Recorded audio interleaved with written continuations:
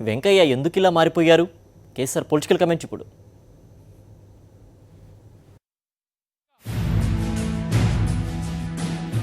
కేంద్ర మంత్రి వెంకయ్యనాయుడు మహా గడుసుదనంగా మాట్లాడుతున్నారు. ఆంధ్రలో ఘనంగా సన్మానాలు చేయించుకోవడం వరకు అభ్యంతరం లేదు.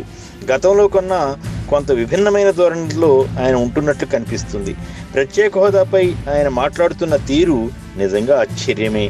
అధికారంలో ఉంటే ఇలా మాట్లాడవచ్చా? పైగా విభజన సమయంలో తాను కావాలనే ప్రత్యేక హోదా కోరానని, అది రాదని తనకు అప్పుడే తెలుసని, అయినా అడిగానని ఆయన నిర్మోహటంగా చెబుతున్నారు. ఇదేమిటి?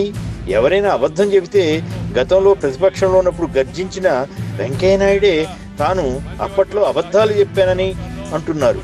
మరి ఎన్నికల సమయంలో, ఎన్నికల ప్రచారంలో, ఎన్నికల మేనిఫెస్టోలో ప్రత్యేక హోదా సాధించిన ఘనత వెంకయ్యనాయుడిదేనని చెప్పుకున్నారే. సరే పోని, ఎన్నికల సమయం కాబట్టి అబద్ధాలు చెప్పారులే అని సరిపెట్టుకుందాం. కానీ ఆ తర్వాత అధికారంలోకి వచ్చిన తర్వాత కూడా ఎన్నిసార్లు వెంకయ్యనాయుడు ప్రత్యేక హోదా పరిశీలనలో ఉందని చెప్పారు? నెల్లూరులో స్వయంగా ముఖ్యమంత్రి చంద్రబాబు నాయుడుతో సన్మానం చేయించుకున్నారే. అప్పటికీ నిజం చెప్పాలని అనుకోలేదా? ఇప్పటికీ చెప్పిన అబద్ధాలు చాలనుకున్నారేమో తెలియదు, కానీ వాటికి ఫుల్ స్టాప్ చెప్పి కొత్త అబద్ధాలు చెప్పాలనుకున్నట్లుగా ఉంది. అందుకే ప్రత్యేక సాయం పేరుతో అరుణ్ జైట్లీ ప్రకటన చేయడం, దానికి అనుగుణంగా ప్రచారంలో, సన్మానాల్లో వెంకయ్యనాయుడు బిజీ అయిపోవడం జరుగుతోంది.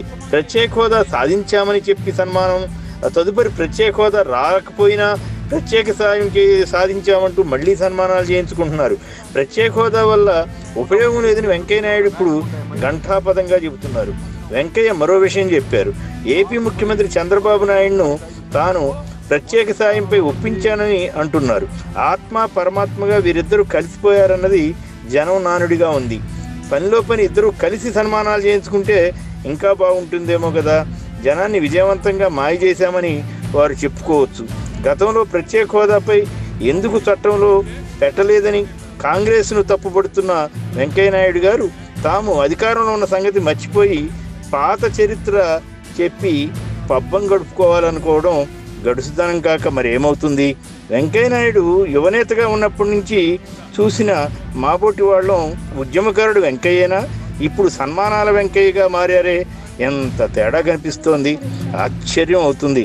అంతా అధికార మహిమ అనుకోవాలి.